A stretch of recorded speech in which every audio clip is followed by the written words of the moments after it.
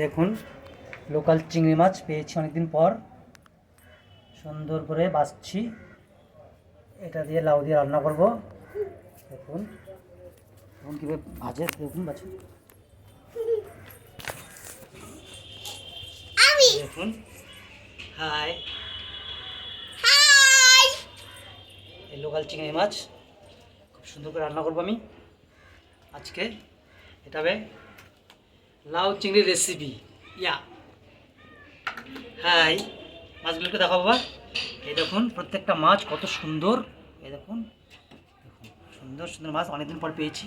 এই মাছ সহজে পাওয়া যায় না। বাবা আসো, তুমি আসো, তুমি আসো, আসো, তুমি তো আসো। এই যে আমার ছেলে আর আমি, আমরা দুজন মিলে রান্না করবো। প্লাস এই মাছগুলো আছে দেখুন বন্ধুরা। দেখুন মা বাবা মাছটা ধরো। দেখো এটা হলো ভেটকি মাছ। এই দেখুন, এই দেখুন ভেটকি মাছ, ট্যাংরা মাছ, এগুলো দিয়ে ঝোল হবে। আর এই যে চিংড়ি মাছ আমরা ভাজছি এখন। আমাকে দাও।